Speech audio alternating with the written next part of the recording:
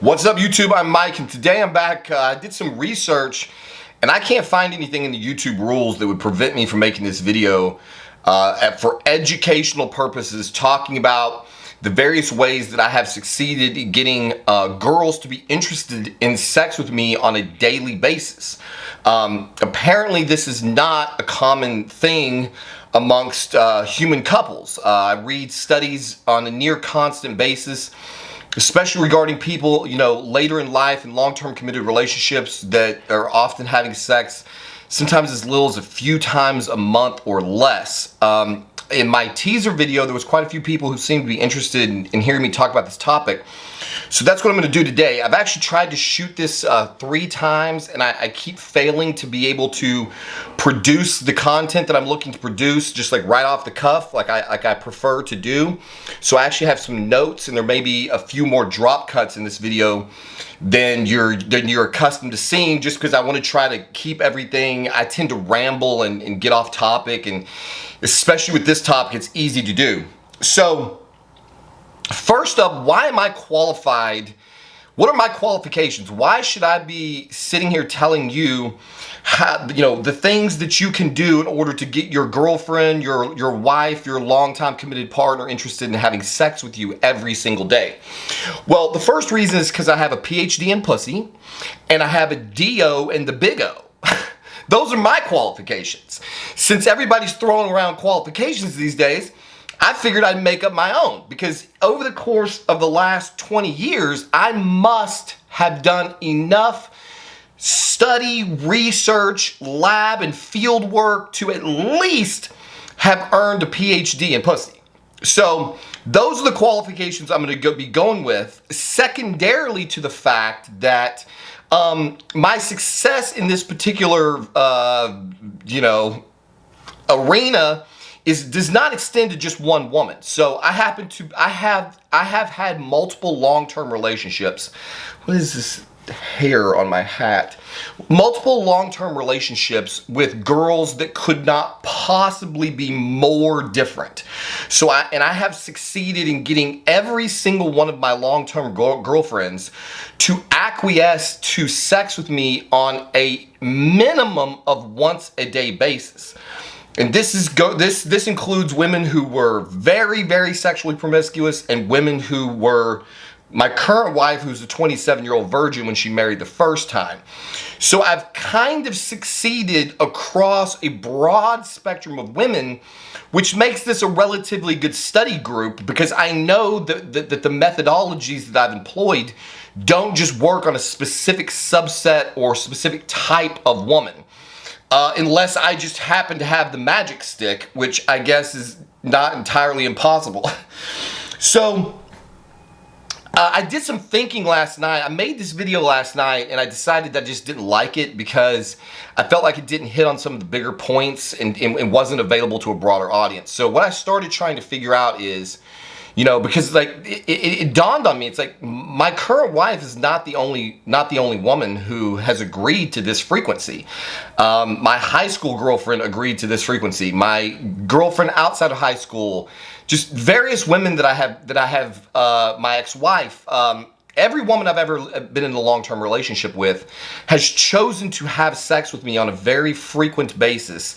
And the vast majority of these women have told me that there's things that I do that are very different than their other partners. So to kind of set the stage for that, there was a girl that I dated right at the end of high school that was, basically the love of my life until I met my current wife. She was a very promiscuous girl. Very, very promiscuous. And she had slept with, by her own, these are her numbers. When we were 18 years old, seniors in high school, she confessed to having had 16 sexual partners, which was mind-blowing to me at the time. I think I'd had 1. She'd been with 16 guys. And so we slept together. Her literal quote, this is a quote from my ex-girlfriend. She was one of the really popular girls in school, and I was not. I was a total nerd. She said that she said, and I quote, "I thought you were the weirdest guy I had ever met, and I just wanted to know what it would be like to sleep with you." And after I did, I couldn't get enough. That's what she told me. It's literally what she told me one day on a date in my car. So it makes you feel good when you have basically zero experience with women. You know, I had one previous girlfriend. She slept with 16 guys. She sleeps with me one time and she's like, this guy's the one. He's better than all of these other guys. So I have actually asked women over time, and I talked to my wife about it quite a bit last night, trying to figure out like, what am I doing? What is the thing? You know, what am I doing so differently than apparently other men are doing? And the general consensus seems to be that my attitude toward women is different in a very unique way to most men. So I'm an extremely giving sexual partner. For me, the vast majority of my arousal state comes from her arousal state. So, you know, I'm a guy. Like, I'm gonna finish. There's a 100% chance that I'm gonna finish. I don't have to worry about whether or not I'm gonna get there.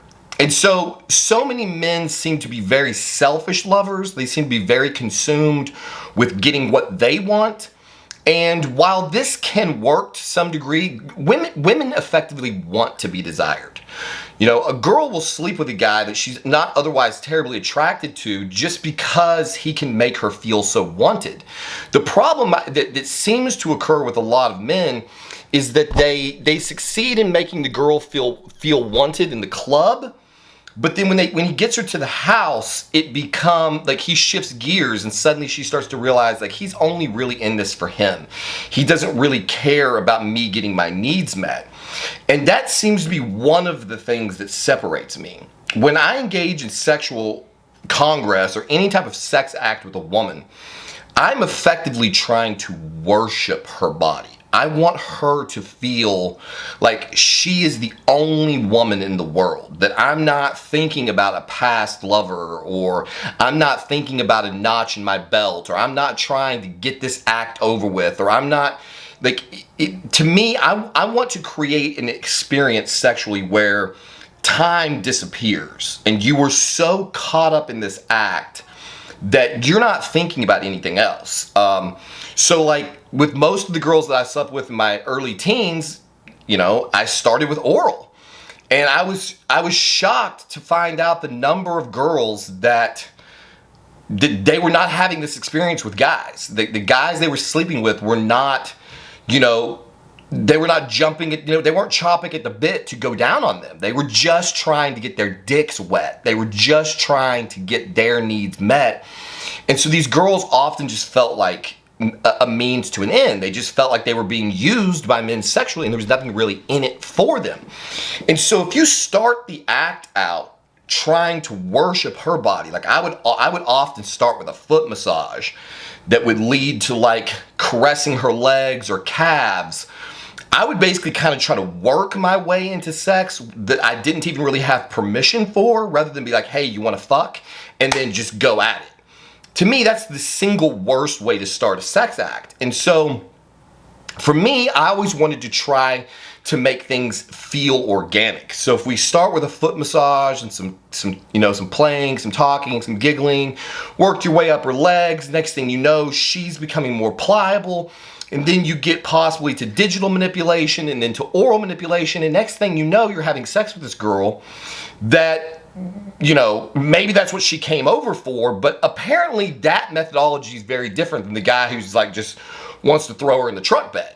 And so by the time this act ever gets to anything to do with me in a sexual way, I've already been paying so much attention to her that her mindset is in a very different place.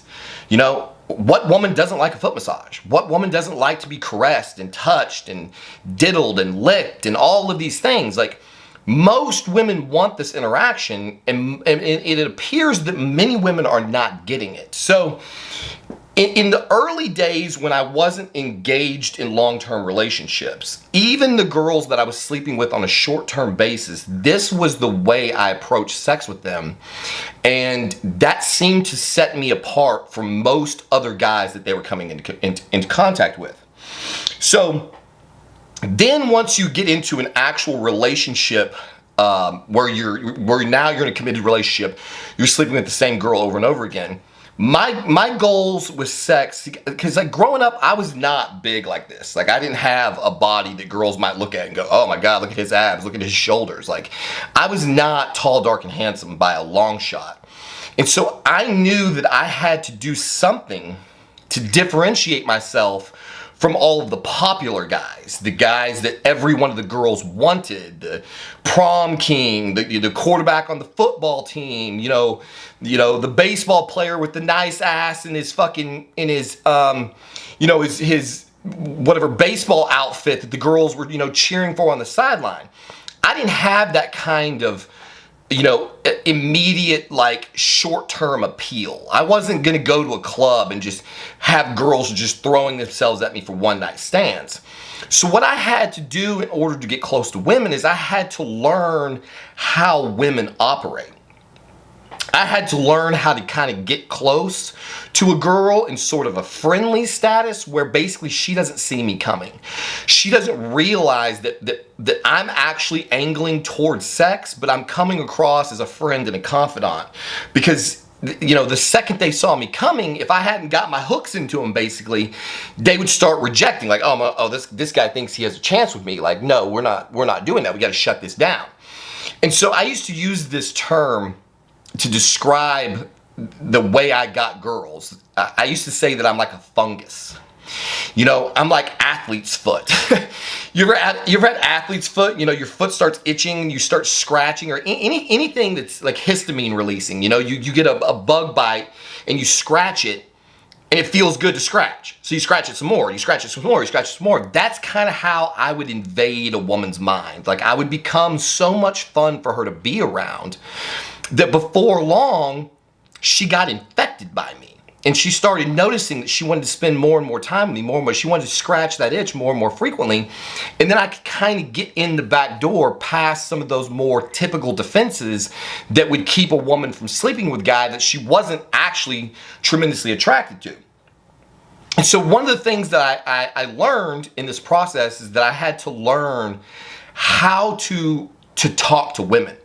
The gender difference between men and women in this world is a massive, massive gulf, which is why so many relationships, whether they're short-term, long-term, whether they're, monogamous, committed, any kind of human interaction between men and women tends to be fraught with disaster because our brains work totally differently. Men are very linear creatures. We're very black and white.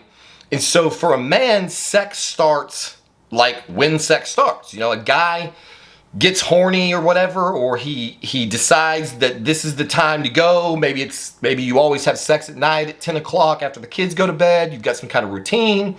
Or whatever happens, a man just sort of gets up and gets ready to go and he's into the act. He wants to get going right now. Women, by and large, are not this way. So women are much more emotional, intellectual. They're much more into the minutia of life. And so one of the things that is really hard for most men to fucking comprehend is that sex for a woman can start as early as first thing in the morning. And I don't mean morning sex. I mean literally when you wake up in the morning. The way you talk to your girl, the way you interact with her, the way you react to like maybe her morning kisses or her cuddles, that begins to set the stage for her to be thinking about sex during the day. Most women, especially women as they get up in years, their libidos are not strong like they were when they were younger. And so where young girls can sometimes have enough libido to overcome some of their own female psychology, once you get into the late 20s, early 30s, the female psychology is set in deep and strong. And so things that guys would never even think to do can be the thing that will turn your woman on the most. So if you give her hugs and kisses during the day, that actually makes her want sex later at night.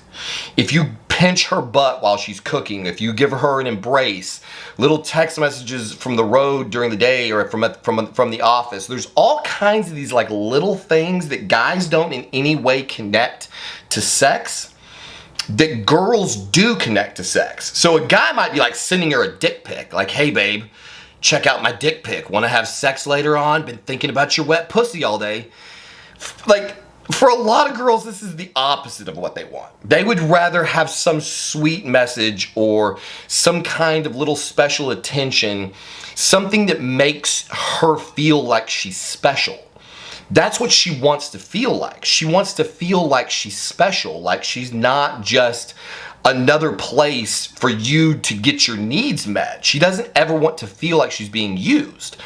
And so like I was saying with those girls early on in my sexual career, I never wanted to make a girl who chose to sleep with me to feel like I was just using her to get off, which is why I put so much effort into making her feel special with the foot massages and the oral and all of the other things that you could do in the lead up to this. Well, once you get into a relationship and sex begins to become somewhat mechanical, or it becomes at least a given. You know, in the early going, it's not a given. You know, you're dating because you're trying to get it. But once you get married, now to some degree, it becomes her marital duty. And that's usually not much of a turn on for a woman. It becomes obligatory. And when sex becomes obligatory, both parties cease doing a lot of the important things to make it actually enjoyable. So you have to understand that your wife's psychology is very different than yours. And the things that are going to arouse her are different than the things that are going to arouse you.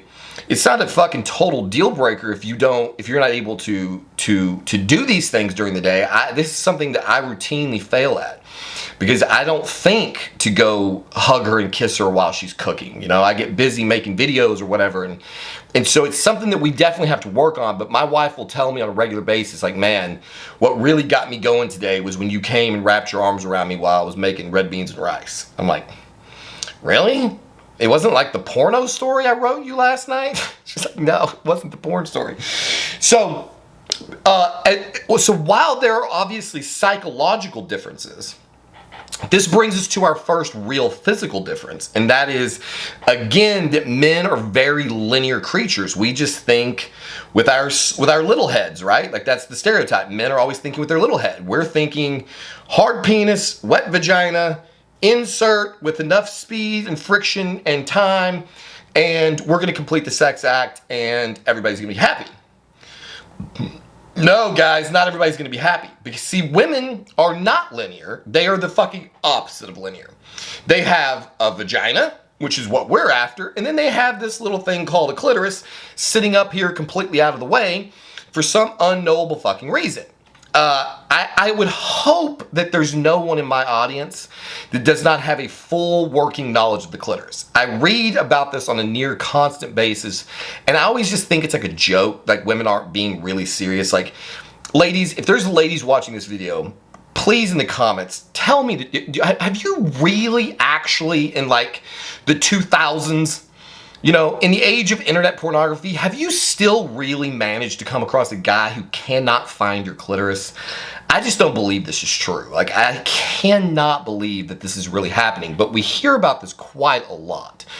Guys, you have got to understand, if you want your girlfriend or your wife or your significant other to be excited about having sex with you on a regular basis, you have got to make this act two things. One, you have to make her feel valuable and special and desired, as I said earlier. And two, you have to give her actual sexual pleasure. She needs to have an orgasm. Orgasms are very, very important to a woman's estimation of her sex life. There was actually a study done, I think relatively recently. I'll try to link it in the description below. No, I'm not going to clip it into the video. Somebody complained about that once before. You know, I know Derek does that. He's got an entire team of people working for him. I don't have time to do all that shit and try to crank out all this content. So if you guys doubt any of the things I'm saying, feel free to doubt it or do your own research. It's really not that hard to find. So they did a study where they asked women, how important is it that you have an orgasm in order to feel like the sex act was pleasurable? You know, is you having an orgasm important to your estimation of the quality of the sex act? And they asked this question in two different scenarios. One scenario was where the participants knew that either A, their partners were going to find out their answer, and or that the people who were doing the study would find out what their answer was. So it was not anonymous. And when the women were asked in a not anonymous setting, how important is it for you, how important is an orgasm to you feeling like sex was good? It was something like 80% of women said an orgasm was not important. And this backs up the ongoing stereotype that women don't require orgasms to enjoy sex. My wife has tried to give me this line of bullshit any number of fucking times. And so it has perpetuated this myth that men and women want sex at different rates. That's been the stereotype for all of these years, is that men have these really high libidos and women have these really low libidos, and it's just a fact of life and there's nothing that you can do about it. Well, it turns out that's not actually true. When they polled the women, either different women or they polled them again, and they ensured them that their answers were totally anonymous and there was no way for any member of the research team or for their partners to find out what their answer was, the entire script flipped. Like, the women, suddenly 80% of women, when reporting in what they thought was an anonymous context, reported that their orgasm was maybe the most important factor in whether or not she was able to enjoy the sex act. 80%. And so what we found is that what women are willing to admit to is often very different than what the actual truth is. And I don't believe that it's necessarily that women intentionally lie. I think what it is that women are conditioned over the years by the men that they're engaged in relationships with to be less than honest at a minimum. Men have very fragile egos when it comes to our sexual functionality and our sexual, prowess. Men worry greatly about penis size, about lasting power. We worry about whether we're pleasing our partners. And sometimes this level of worry is actually what leads men to just kind of quit the game. They just kind of get to the point where it's like, I'm never going to figure these women out. She's either going to come or she's not. I don't even care anymore. I'm just going to get mine and go on down the road. And unfortunately, this is what leads to so much of the misery inside long-term relationships, is that nobody's really working for the other person. So if girls try to tell a guy at a young age, like, hey, I didn't have an orgasm from sex, and he gets super butthurt and breaks up with her or is really awkward around her, that trains her to realize that sometimes honesty is not the best approach here. She still wants to be with the guy. She's just trying to give him some information, and he's too much of a fucking pussy to take it. And so girls are less than likely to be critical of a man's body or his sexual ability or her ability to orgasm, because she's afraid that she's going to trigger his fragile ego and then just cause more problems in the relationship than it's worth. Part of the reason for this, I think, is that another part of this study looked at how often does a woman need to have an orgasm to be satisfied. So again, men were very linear. If a guy had an orgasm 50% of the time, he was less satisfied than a guy who had an orgasm 80% of the time, and he was less satisfied than a guy who had an orgasm 100% of the time.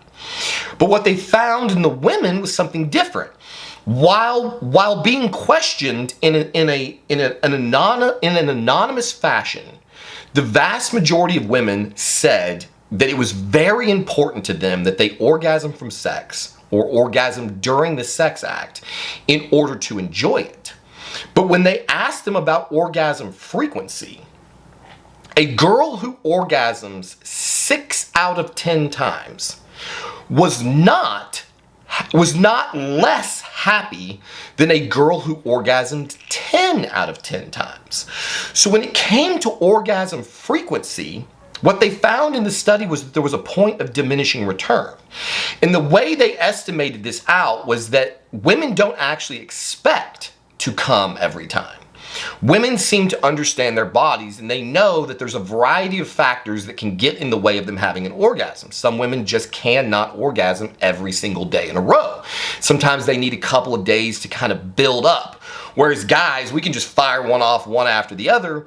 not all women are that way. Many women can be multi-orgasmic, but they may have, like, they may come 3 times in a sex act and then not be able to come very good or at all for a day or two following that. So most women don't have an expectation that they're gonna come 100% of the time.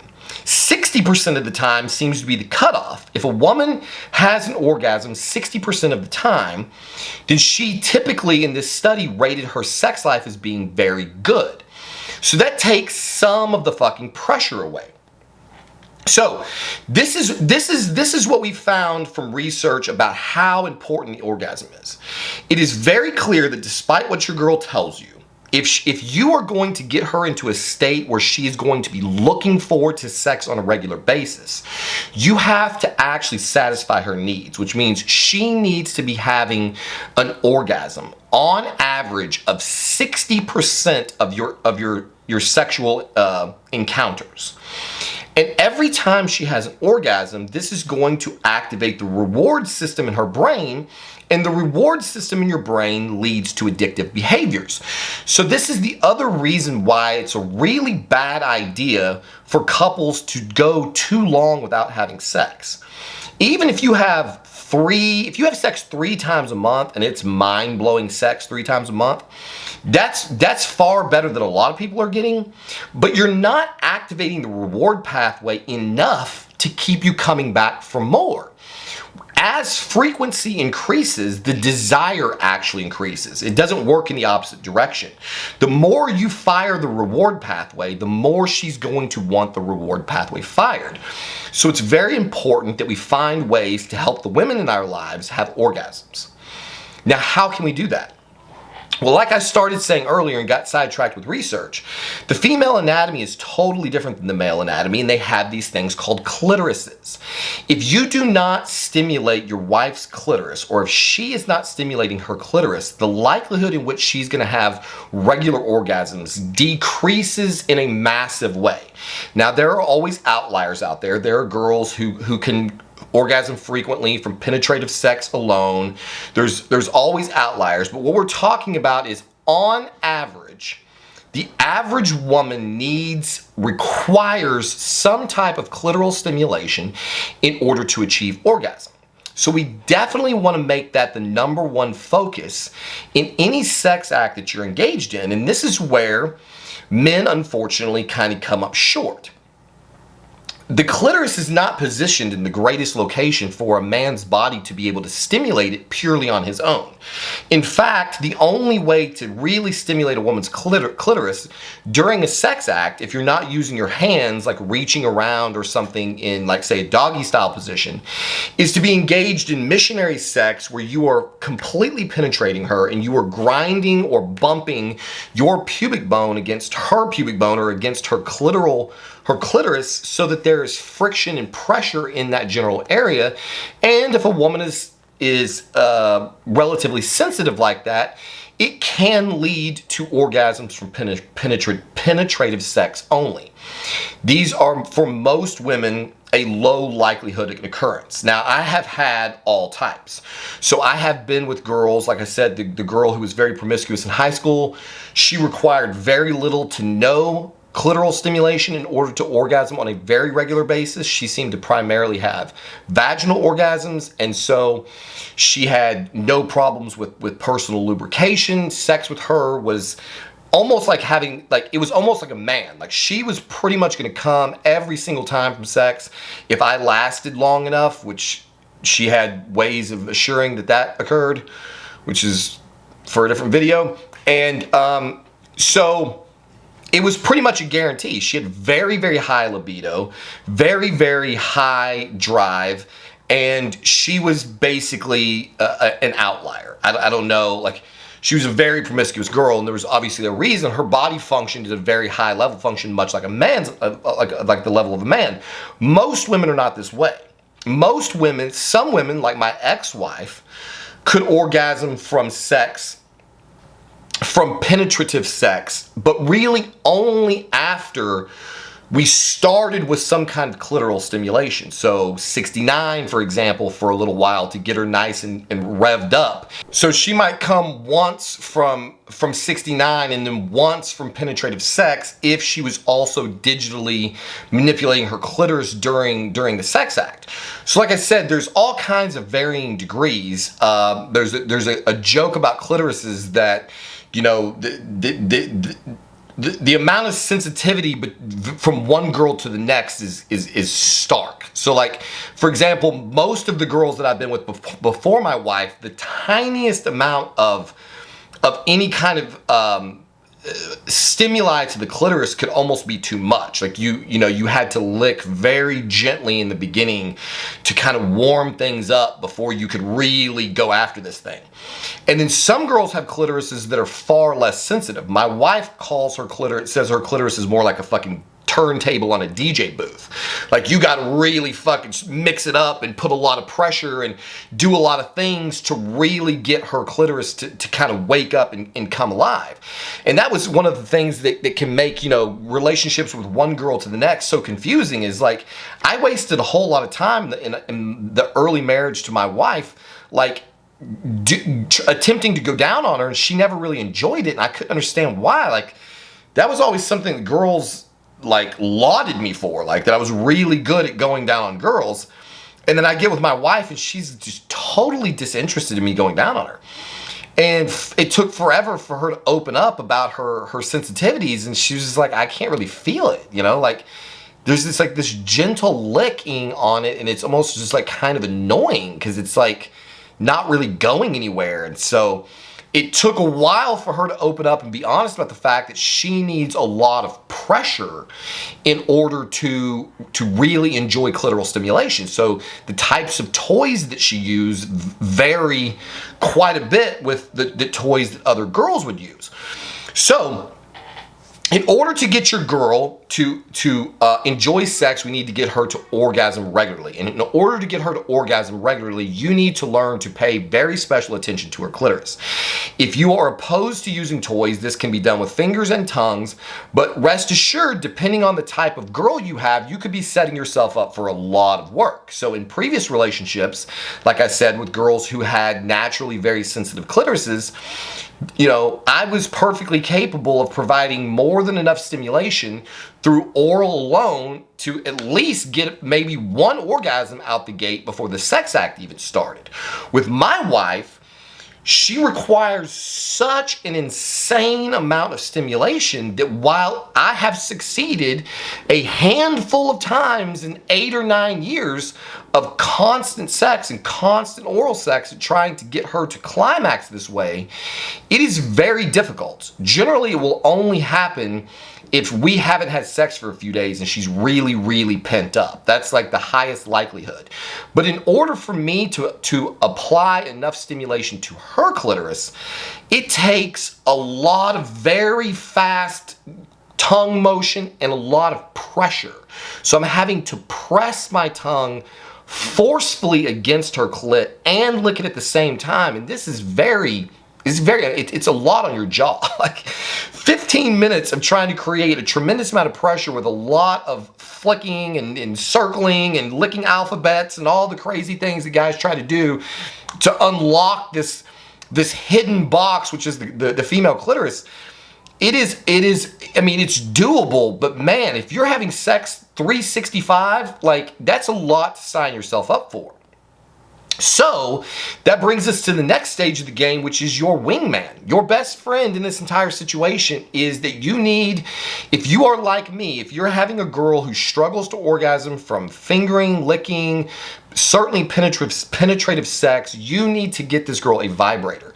Guys, do not be afraid of the vibrator. The vibrator is your wingman. He is going to help you out in tremendous ways during the sex act. I have had moments of insecurity about the vibrator in the past because if you are with a girl who uses a vibrator, you have found out that these things are very good at what they do. They can elicit orgasms very quickly. They can get her aroused very quickly, and it can be you'll start to realize the vibrator's doing like the lion's share of the work. You're kind of like a fucking prop. You're kind of like just a like the B actor or whatever you call like the sideshow act. Like you're kind of there for fucking moral support. It can often feel like she can make you feel like she doesn't need you at all. And in fact, she probably doesn't from a physical standpoint. And so this can get into guys' heads, and we start getting obsessed with you're coming from that toy, you're not coming from me. Guys have this ego thing where they feel like they want to be the cause of their girl's orgasms. You hear this in like rap songs. I made her come 10 times. I made her come so hard. It's like, really, bro? What exactly did you do to make her come? I think a lot of times if guys actually said out loud to their girls, I know I did this and this and that made you come so good, the girls would probably fucking laugh at them.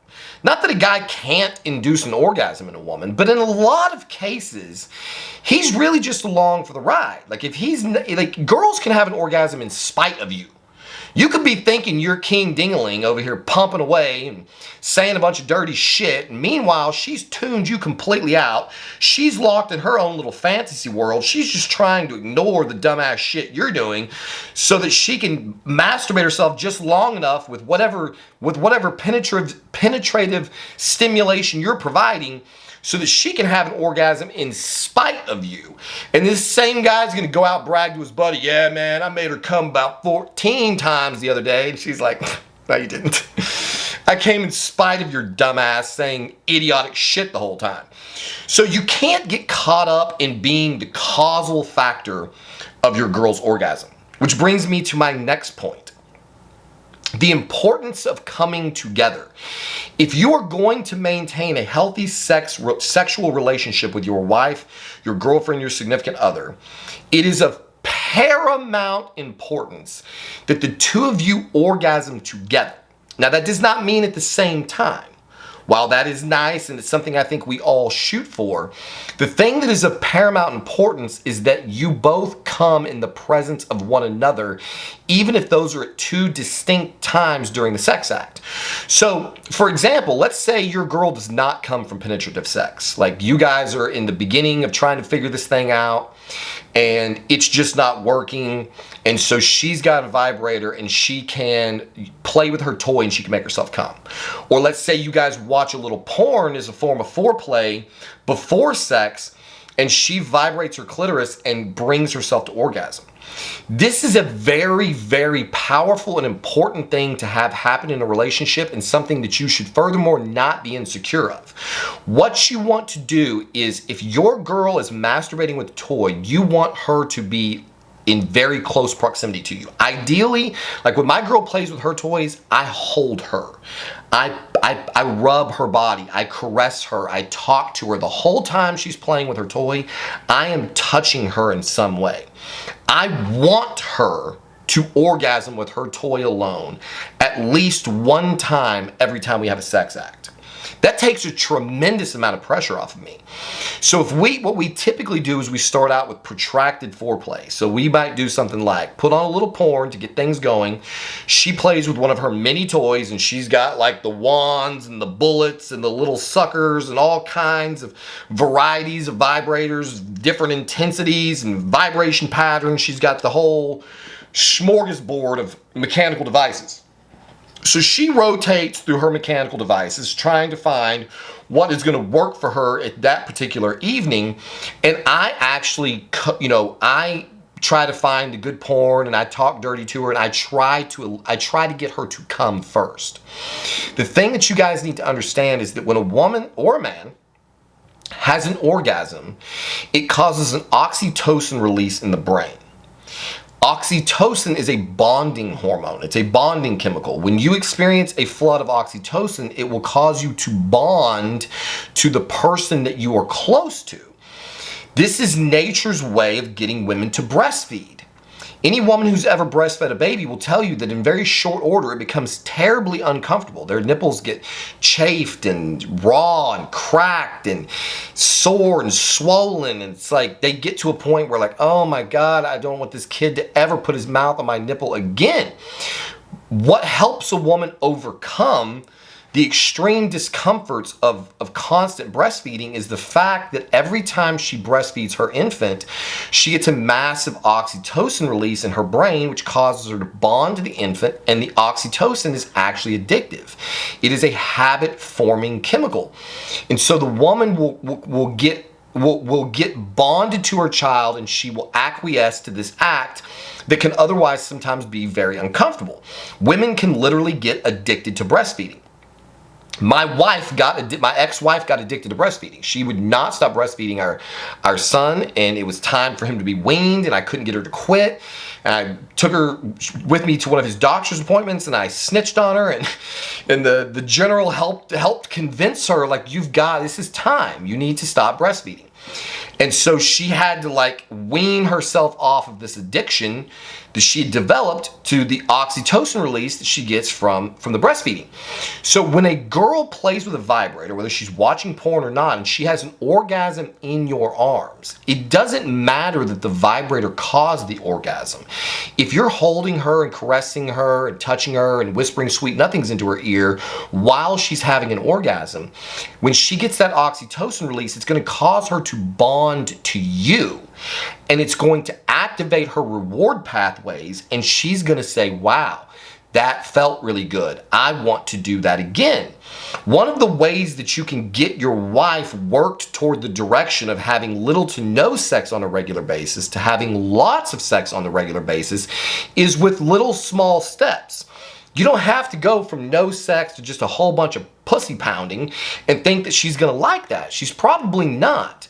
But if you can incorporate masturbation into the act and you can get her some orgasms together in your presence, that will help the bonding. It takes a lot of pressure off her. If she's trying to come during sex because she knows that's what you want, it's what you expect, puts a lot of unnecessary stress and strain on her, and that can actually prevent her from having an orgasm. If you can create a nice environment where she feels calm and comfortable, put on something that she wants to listen to or watch, let her play with herself, encourage her in this act, and once she starts having orgasms from this behavior, that will open her up and engender her more even to you. It will also go a long way to showing her that you're not just in this for you, that you actually care about her pleasure, that you actually are prioritizing her needs above yours. Because remember, you're going to get yours met anyway. It's not like we're going to get left in the lurch. Okay? So if she has an orgasm from the vibrator and then you guys go into a typical sex act, it's possible that she'll come again. My girl frequently does. But even if she doesn't, now you've both had an orgasm in each other's presence, and you've both gotten the oxytocin binding chemicals, and you've both activated the reward circuitry in your brain, and you're both going to want to come back for more. This is how you create the habit of having regular sex, which is what we're actually aiming for here. So when I was saying also that women don't always have the expectation of orgasm, she's definitely, almost certainly, probably not going to come every time. So when you're having sex with her, whether she has orgasmed or not orgasmed, it's very important that you continue to do this from the position of making love to her and not ever using her like a sex toy or a sex doll. If she thinks that you're just trying to use her to orgasm, she's not going to get the same neurochemicals that she would get if you make her feel wanted and valuable. You want to say things to her that reinforce that her body is the causal factor of your orgasm, that she feels good, that she's attractive, that she turns you on. Any communication that you guys can have during the act that reinforces that you are actually after one another and not just a means to an end will make her feel more valuable. It will make her feel more loved. And again, it will fire a reward pathway in her brain, and she'll say, hey, I like when he has sex with me. I like when he comes inside of me. I like when my body turns him on these ways. I like to watch him get worked up looking at me and touching me. That's going to make her feel sexy. And when she feels sexy, then she's going to think about sex. And then she's going to want to have that reward pathway filled more. So there's all of these varied ways that you can start getting the brain chemicals to work in your favor. And it is the brain chemicals that are the cause of all of these things. At the end of the day, love is just brain chemicals. You know, breastfeeding is brain chemicals. Orgasms is brain chemicals. When you go look at a beautiful painting, or you hike a beautiful mountain, or you catch a trophy fish, or you shoot a trophy buck, the only reason you enjoy any of those things is because your brain is being saturated with dopamine, norepinephrine, oxytocin, serotonin. You're getting all of these brain chemicals. This is exactly what happens in the bedroom every night when you're making love to, or sport fucking even, your wife. And if you learn to manipulate these chemicals, then you will put her into a mindset where she craves you as much as you crave her. But you have to remember, guys, you're playing in her field. So you can't have male expectations of your female partner. You can't expect that she's just going to get horny at the drop of the dime. You have to remember, sex for a woman starts early in the day. Help her to build up. The other thing that I should have said earlier, and what I'm going to end on right here, is that orgasm latency is very different between men and women. On average, it takes a man 3 to 5 minutes to have an orgasm. That's on average. Now, can we do it faster or slower? Of course, if we're motivated in one direction, but outside of any other stimulus or condition where you're trying to achieve one thing or another, on average, a man can have an orgasm in 3 to 5 minutes. By the converse, on average, it takes 7 to 13 minutes for a woman to orgasm. So this is again why foreplay and getting her engine revved up during the day is so important. There's a girl out there, I forget what the name of the band is, the group. They wrote the song Like a G6. And she's got this other song, what's her name? It's around the tip of my tongue. Anyway, she's got this other song, she says, I've got a sex drive that's push to start. Okay, there are girls out there like that. Some women have a sex drive that's push to start. That's basically the male sex drive. You know, we can just get ready to go instantaneously pretty much any time of the day. We could be in the middle of a fucking zombie apocalypse. The entire world could be burning down behind us. We could go behind a tree, rub one out in 3 minutes fucking flat, never think twice about it. This is not the average woman. Okay, the average woman does not have a push to start sex drive. She has an old Model T fucking crank start engine. Like, you literally got to get out with the crank and find the hole and start trying to turn this fucking engine over and crank, and then you get like a sputter and you can hear a spark, and maybe you're gonna get fucking flamed this engine and fucking spin it up and hopefully get it to a steady RPM relatively soon. This is a woman's sex drive. This is how typically women are. Which is why you want to start cranking that engine early in the fucking morning with little sweet nothings, touches, kisses, little text messages from the office, a call to tell her you're on the way home, bring her some fucking roses or flowers or something in the beginning if you guys are having struggles trying to bridge this fucking gap. You need to start cranking that engine early in the fucking day. And then when it comes time for the sex act, if you happen to know that you don't have a lot of staying power, if you're one of these guys that's prone to finish in 5 to 10 minutes, then you want to make sure you give her a good 10 minutes of foreplay before you even start sex. Because you have to remember that on average, it's going to take a girl a minimum of 7 to 13 minutes to orgasm. And honestly, I think those numbers are girls who are pent up. Because I'm telling you right now, my wife and I have sex every single day, and sometimes she can masturbate for 30 minutes before she has her first orgasm. Last night, she masturbated for probably 45 minutes, had no orgasms. We had sex for 10 or 15 minutes, had no orgasms. She had 3 or 4 the night before. And so girls can just tap themselves out. You know, if you have one really good sex act, especially with the squirter, where she's just going off like a geyser left and right, you better be prepared for a 2-day dry spout. That's sometimes what happens. So guys, if you learn to understand your woman's brain, how it works, she is a different creature than you. She needs the emotional, physical touches, the intimacy throughout the day to feel wanted and desired. give that to her. Understand that her body takes more time to get going. Her clitoris is the most important thing in the act for most women. Get her a toy, lick it, touch it, play with it. Make sure she gets all the stimulation she needs to get good, well, and lubricated before the sex act even starts. If you can help her achieve orgasm before the sex act starts, then you've already won the game. You've already fired all the reward pathways. You've already got her enticed to come back for more. Now get inside of your girl, your wife, your long-term partner. Make love to her. Make her feel valued and valuable. Make her feel beautiful. Make sure that she understands that she is the cause of your pleasure and desire.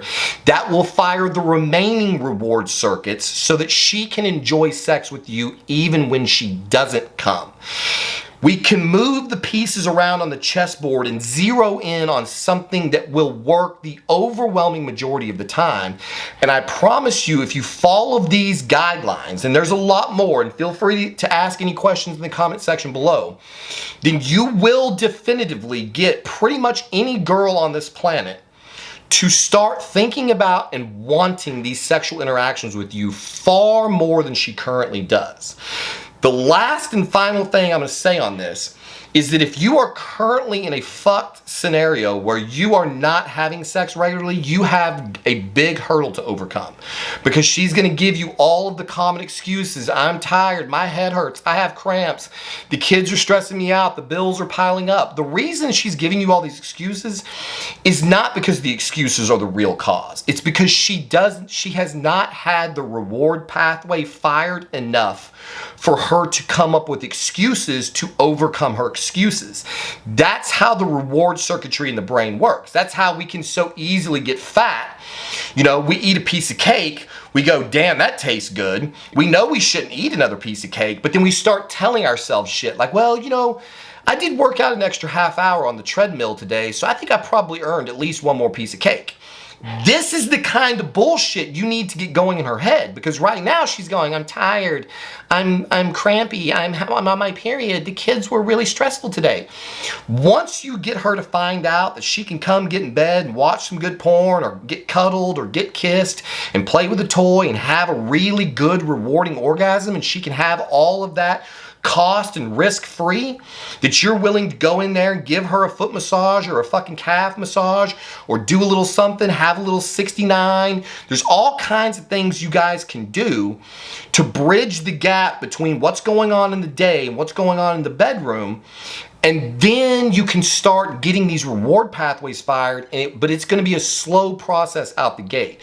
So don't give up if you get hit with a lot of resistance. Just understand that you got to walk before you crawl. So if you can start getting, if you're having sex 3 times a month and you can get that to 5 times a month, good, that's a win. Okay, now we want to focus on getting it to 7 times a month. You know, in little short steps. The more you fire the pathway, the more it's going to occur to her. It's not going to happen overnight, okay? It's just like when you start weight training. You don't just suddenly go to the gym the first fucking day and go, I'm in love. I'm just going to train until I'm Jay Cutler. No, it sucks in the beginning. It hurts. You're tired. You're fucking sore afterwards. It takes a while to train habits. That's what we're trying to do here. We're trying to train the habit of regular sexual occurrences so that her mind starts to think of sex in the same way that it thinks of food and water and sleep. That's what it's like in my household. Sex is just part of the daily thing. The thought of not having it just makes no sense. Like, you go to sleep every night, you eat every day, you go to the bathroom every day, you fuck every day. Every day, every day. What do you mean? There's no days that you go without. Yeah, I mean, there's certain occasions. But if you should be able to average sex 27 times a month on average with any woman in this world if you just put in the work. So there you have it. Hopefully this video has been entertaining and informational. Any questions that you have, I will answer in the section below. I'm going to make a follow-up video for those of you who are already You know, like once you get to the point where you're having sex regularly, now we're gonna have a new problem, which is how to prevent boredom from occurring. Because if you're having sex every single day and you're going through the same motions, boredom is certainly gonna creep in. And so there's a lot of things we can do to keep the spices alive so that you can keep the excitement going. Because at the end of the day, you keep having to fire that reward pathway and make it novel and interesting, or you're gonna lose it. That's why you cannot go without sex. If you don't continue to reestablish the bond that comes from the orgasm response, you will lose it. That's what happens when, you know, guys go off to war. They think their girl's gonna stay around for them, and then 2 months later they get a Dear John letter. You know, homie goes to do a little county time, thinks his girl's gonna wait for him 3 weeks, 2 months later gets a Dear John letter.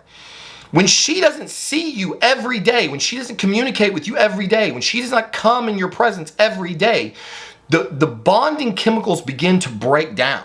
And then she's going to start bonding to whoever is spending time with her. Spend time with your girl, and she will reward you in more ways than you could even imagine.